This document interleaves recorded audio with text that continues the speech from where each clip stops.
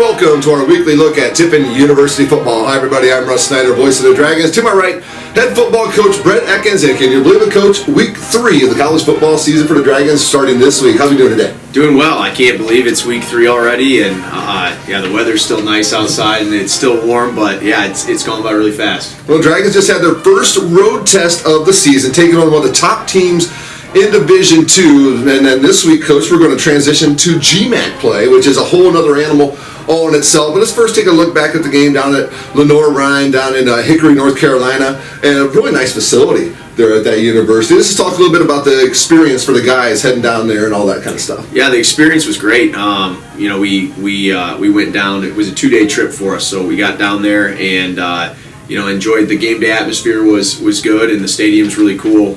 They did a great job with everything that went around the game.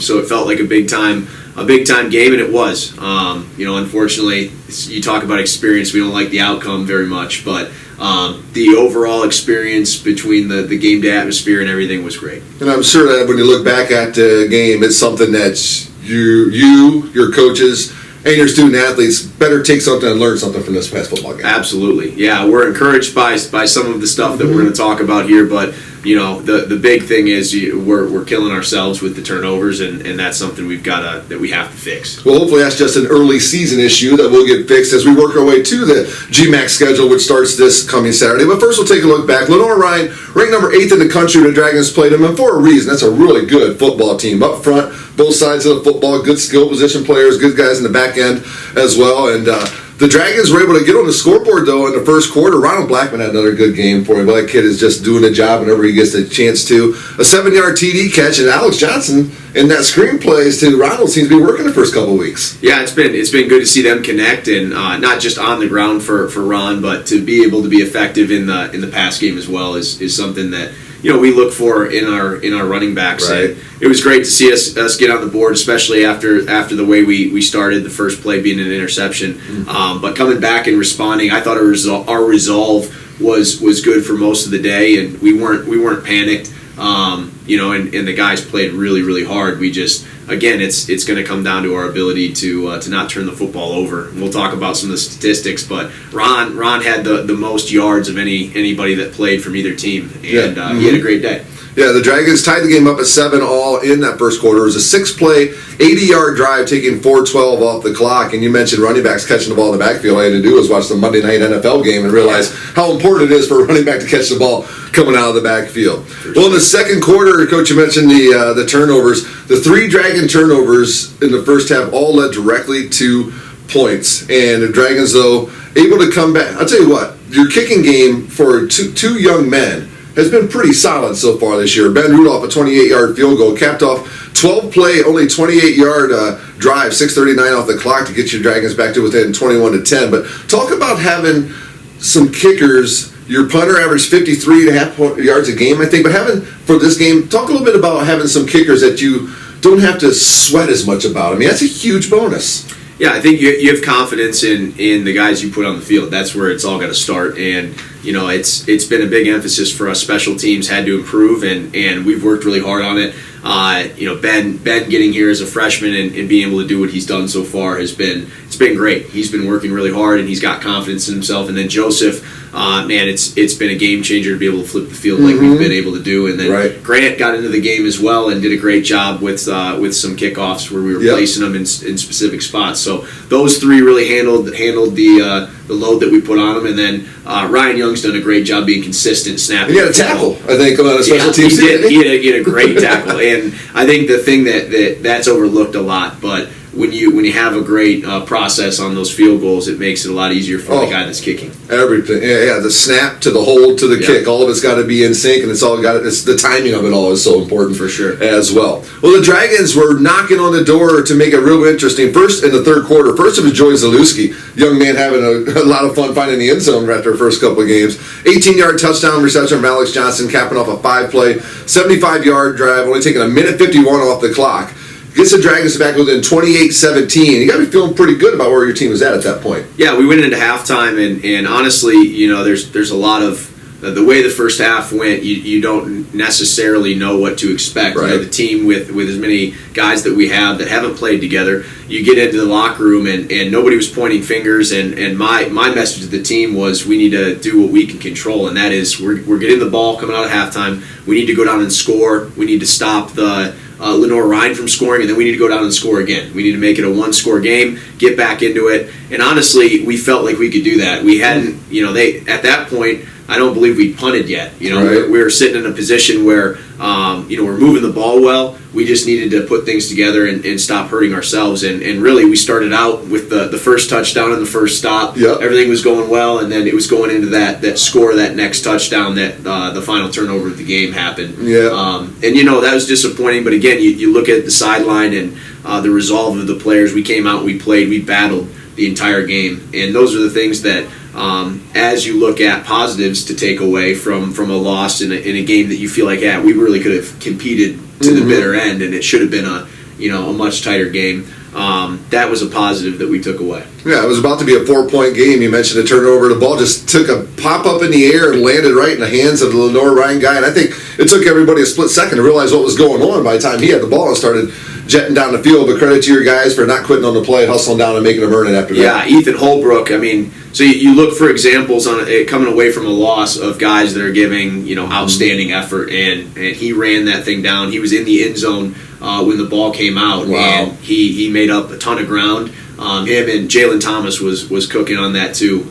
But great job to push the defender out of bounds, and really that's a demonstration of we call ourselves process oriented in how we go about every play and every day and every game. We're a process oriented team, and in that moment, instead of pouting, we decided to play hard, and that's what we're going to do. Well, Lenore Ryan ended up pulling away late in the game to get the victory over the Dragons. But I guarantee you, after the fact, that Lenore Ryan is happy they aren't going to be seeing Tiffin for quite a while, because we gave them everything that they wanted. As you said, it was ready to be a 4-point game in the middle of the third quarter. At that point, who knows what would happen. Dragons had more first downs than Lenore Ryan, 17-13. Outrushed them 133-87. Sorry, Coach, probably going to make you sick as I say this stuff. And outpassed them 174-148. Total offense, Tiffin, 58 plays for 307, 56 for 235 for Lenore Ryan. But there's really one statistical category that really is the difference. That's the turnover battle, which the Dragons lost. We mentioned your punter, Mr. Weirs, having a 53.5-yard average and pitting one down inside the 20. You make a team go a long way. That makes it really difficult on them.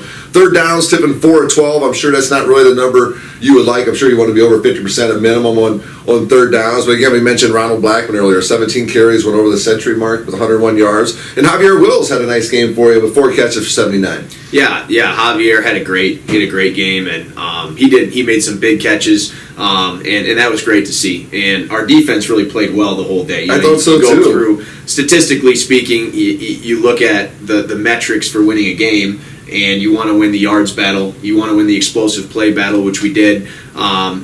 You want to win the time of possession battle, and then the other one, one of the biggest metrics, is the turnover battle, and we lost that. And unfortunately, that was ultimately the demise for us. But talking about our defense, they came out and they played a great game. They held a very good offense to less than 100 yards rushing. And a young man who had 200 in the first week. Yeah, and he's a great back too, a big back. And we came down, we tackled, we played physical, and really I was happy with the effort on both sides of the ball. Our guys played 60 minutes of football. It's an execution thing that we were working really hard to fix, and we need to fix it. There's times where you lose and you put you got an 8.5 hour bus ride home. You've got a lot to think about. Certainly. And you step away at times and you say, hey, we don't have the guys that can win us the game. That wasn't the case. We stepped away from that game. We were disappointed. I was disappointed at our execution, but I looked at the guys that we have on our team, and we're capable of winning a game like that. Well, the Dragons now will move into Great Midwest Athletic Conference play as they welcome in Northwood. You look at the GMAC right now, whole bunch of teams sitting at 1-1. Only 2 teams at 0-2. Kind of a surprise. Ashland and Hillsdale sit at 0-2, but there's 2 teams sitting at 2-0. Finley, a couple impressive road wins, and then Northwood, who's coming to town this week. They got a 10-7 victory over the Saginaw Valley State Club this past week. They beat Gannon in the first week, 28-14, and Northwood won a game last week where they had less than 0 yards rushing. that's pretty hard to do. But you have some great familiarity with the kids on Saginaw Valley State University team, so you'll get to break down the film. You'll know the strengths of some of those kids, and you'll be able to see how they reacted against Northwood. Tell me what you've seen so far from the Northwood club. They play hard. They did a great job, and credit to that staff, to Coach Brewer and his staff, because that's a big win. The Axe Bowl is a lot of fun to participate in, and I got a chance to coach in 2 of those games. So, I know that they're excited that they won the Axe back, and I think the thing that you pull off a film right away from that game specifically is special teams matters. They did a great job. They had a good special teams plan, and they out-executed Saginaw Valley when it comes to special teams. So they did a great job there. And then, speaking of each phase of the game, defensively, they flew around and created some chaos for Saginaw Valley on their offensive side, and they played stout and played with fanatical effort, and that's something that you look at and it jumps off the page on film. And then offensively, they were able to be opportunistic. They got a big turnover, from a failed punt, and they went down and scored a touchdown. And that was a big play in the game. They took advantage of a short field, and they got it done. So a lot of respect for not only the players at Northwood but the staff. And we know we're going to be in for a game here. We're preparing for a battle. If I ever have any memories of watching Northwood play football, what I remember seeing is linebackers that can tackle, some very good guys up front, and a team that wants to run the ball and really wants to control the clock on the offensive side. Is that still kind of the case? They certainly have some linebackers that can tackle, and they're gonna fly around, and they're gonna try to stop our run game. I know that to be true. Just like we're gonna go out and try to stop them rushing the ball. So offensively, they moved the ball well in the air, and we talked about their yards rushing. I don't think that's really indicative of the game, but they moved the ball and they did some good things, and they certainly they won the game. So. Right. Yeah, that number just kind of jumped off the page when I looked at it a little bit there, and I figured I'd just bring it up because I knew you'd know a whole lot more about it than I did. That's for sure. You're looking through the GMAC right now, and Ronald Blackman's leading the league in rushing yards, and Kenny Bird, he had 12 tackles for you this past Saturday, second in the league in tackles. Then Northwood's got a young man with their defensive lineman, Tankara. He's leading the league in tackles for loss. So a lot of names between both these teams that are up towards the top after 2 weeks in the GMAC statistical numbers to keep your eyes on this weekend. Yeah, it's going to be a great battle. Like I said, speaking of our guys, Kenny Bird had a great game. 12 tackles is a lot of tackles, and he was all over the field, and he played physical football. So that was great to see. And then, Ron's had 2 good weeks, and the push will be for those guys to continue to play at the level that they are and continue to get better. And I know Northwood's doing the same thing. So they've got some personnel that we're going to have to match up with, and they're going to have to match up with ours as well. And it'll be a lot of fun. Ronald, use him as an example. Maybe Lenore Ryan saw him on film and thought, that's a pretty good back. These guys here know about Ronald. These guys here know how to game plan for him. So that's going to be a little bit different, coming into conference tournament or conference play, just because of the familiarity that might not be there with some of your out-of-conference opponents. You look at the total offense in the conference, Tiffin's sitting at 3rd overall right now, Northwood at 7. Total defense, Tiffin number 1, Northwood at 6. So it's about where you see your guys right now? Yeah, and again, it goes back to what we've spoken about earlier. Our defense has been playing great football through 2 games. It's the continuation of that. Can we continue to practice the way we've been practicing, and can we play dominant football on that side of the ball? And then offensively, I don't think it's any secret. Our turnovers have been our Achilles heel. So our ability to sustain drives has been there. Our ability to move the football and be explosive has been there. I'm happy with that. It's no secret. None of the players nor the staff are happy with what's going on with our turnovers. So the push this week is to just continue to work really hard at identifying those errors and fixing them. But yeah, you've got a defense that's number 1 in the conference and an offense that's number 3.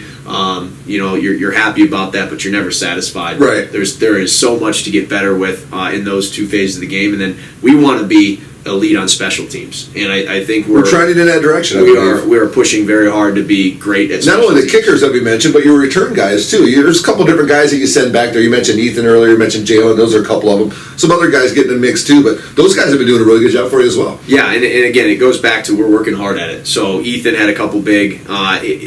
When punts are covered well and you're in traffic, it can be hard to catch that punt. Golly. Securing it alone is that's the first task at hand, right? And he did a good job with that. And then we want to get the first down. So when we're returning a punt, if we can get 10 yards, we feel really good about that. And he did a great job against Lenore Ryan. And then our kick returners, JT's been a guy that's been great for us, and Evan Harper's been back there doing a good job as well. We want to continue to progress in the kick return and get ourselves to win the field position battle. I wonder if people realize how hard it is to catch a punt.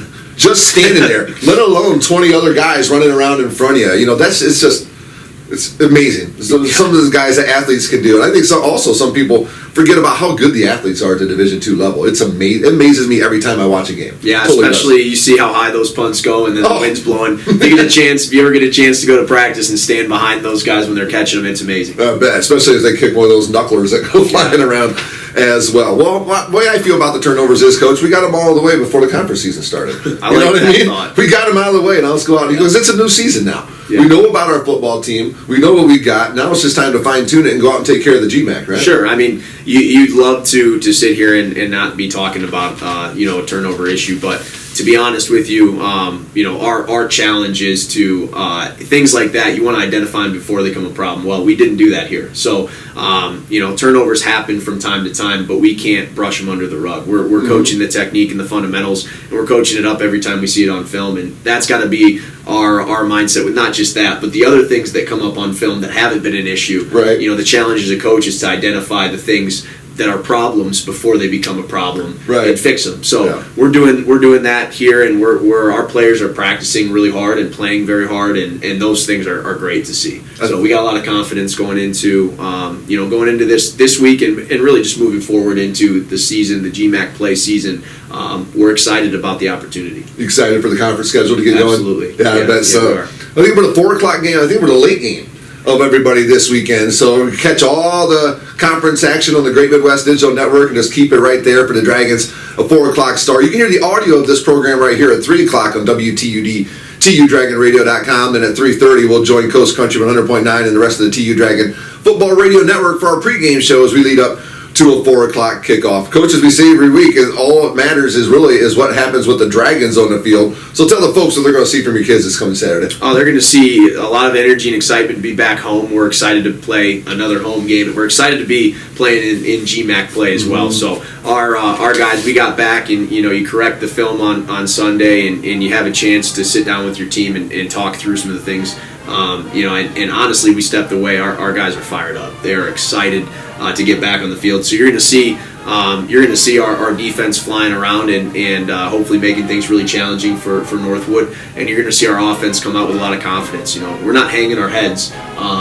Based on what we did in our last performance, we're excited and enthusiastic, and we think there's a lot we can improve on. But, man, we're excited for that next opportunity. We're excited to play well at home in front of the home folks, and excited to get off to a good start and put your best foot forward when it comes to conference play, Absolutely. Right? Awesome. Well, let's get together next week and talk about it. Sounds good. Thanks, Russ. He's Coach Brett Ekkens. I'm Russ Snyder, voice of the Dragons. Kickoff 4 o'clock on the TU Dragon Football Radio Network and on the Great Midwest Digital Network. Please make sure you join us, and we'll be back next week to talk Tiffin University football. Till then, thanks. Have a great week, everybody, and go Gons.